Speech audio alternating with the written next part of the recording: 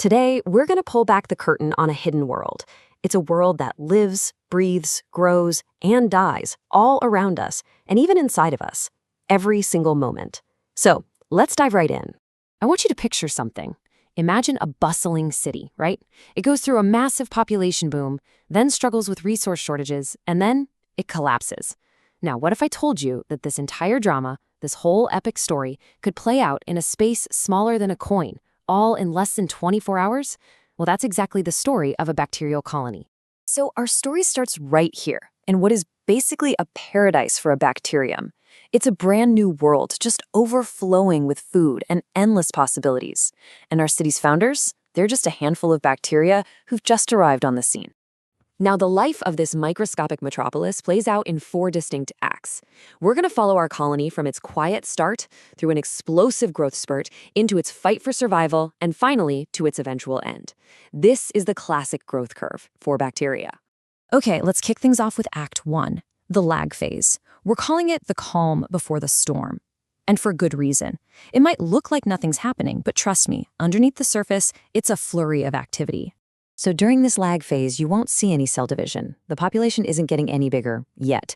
Instead, you can think of the bacteria as little scouts checking out new territory. They're adapting, they're sensing their surroundings, and they are frantically building all the biological machinery, enzymes, ATP, ribosomes, that they're going to need for the massive expansion that's about to come. And that expansion arrives with a bang in Act 2, the log phase. This is where our story really kicks into high gear. All that prep work is done and the population explosion begins. This is the exponential, or log, phase. The cells are now dividing as fast as they possibly can.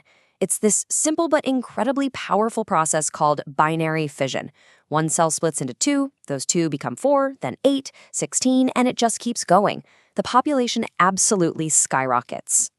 Just how fast are we talking? Well, get this. For a common bacterium like E. coli, if the conditions are absolutely perfect, this doubling time, what we call generation time, can be as short as 20 minutes. 20! Can you imagine a city doubling its entire population every 20 minutes? It's mind-boggling. But not all bacteria live life in the fast lane. While E. coli is a speed demon, a bacterium like Mycobacterium tuberculosis, the one that causes TB, is way more slow and steady. Its generation time is over 13 hours.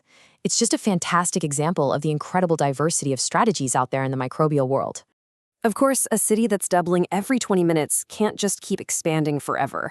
Sooner or later, it's bound to hit a wall. And that brings us to Act 3, the stationary phase. Yep, the party's over. The explosive growth slows way down until the number of new cells being born is pretty much equal to the number of cells dying off. So why does this happen? Well, the colony has basically become a victim of its own success. The food's running out, oxygen is getting scarce, and maybe most importantly, their own toxic waste is building up and poisoning the very world they live in. And that leads us, tragically but inevitably, to our final act. Act 4, the death phase. This fragile balance can't hold forever.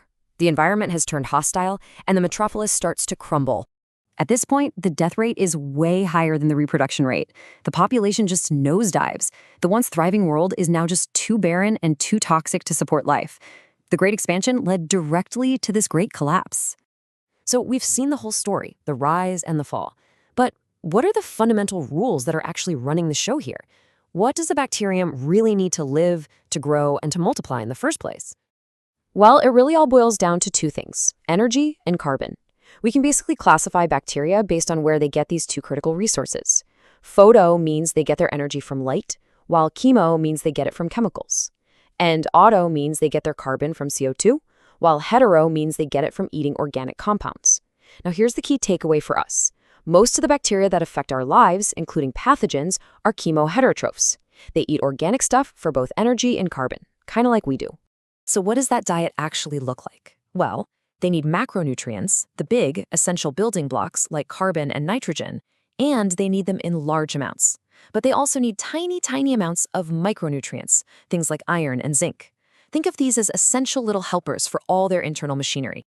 Okay, let's talk about breathing. For us, oxygen is an absolute must-have. For bacteria, it's complicated. You've got your obligate aerobes. They absolutely need oxygen to survive. But then you have the obligate anaerobes, and for them, oxygen is literally poison. And then you've got all these other fascinating groups that fall somewhere in between. Temperature is another huge factor. It really is a Goldilocks situation for them. If it's too cold, their membranes get all stiff and rigid. But if it's too hot, their essential proteins literally fall apart. They denature. So every bacterium has a sweet spot, an optimal temperature for peak performance. And it's really no coincidence that most of the bacteria that make us sick just happen to love our body temperature, right around 37 degrees Celsius. But what happens when the good times are over, when the food runs out and their world turns hostile? Well, it turns out bacteria have this incredible arsenal of survival tricks up their sleeves. As soon as starvation hits, they bust out a whole survival toolkit. They physically shrink down, they condense their DNA to protect it. They totally change which genes are turned on or off, and they even reinforce their own cell walls. It's like they're entering a state of deep hibernation, just waiting for the hard times to pass. And one of their most important tools are these things called chaperone proteins. You can think of them as the cell's emergency repair crew. When a stressor like high heat threatens to destroy the cell's protein machinery, these chaperones jump in, shield the important proteins from damage, and even help fix anything that's broken. Pretty clever, right? So, this is a really cool story, right? But why does the life cycle of some tiny colony of bacteria actually matter to us here in our big macroscopic world? The answer is, it matters in almost every single way you can imagine. Think about it. Understanding these growth phases is the absolute foundation of modern medicine. It's how we figure out the best ways to stop harmful bacteria, usually right in their explosive log phase. It's the basis of food safety. Things like drying out food, desiccation, stops bacterial growth and keeps our food from spoiling. And in industry, we actually use that same explosive growth to get bacteria to produce everything from life-saving medicines to biofuels. So let's end with this thought. We've just watched the entire history of one microscopic city play out. Now, just consider this for a second.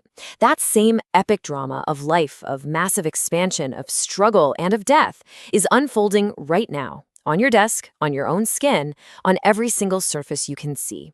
What other hidden worlds are out there, just waiting for us to explore?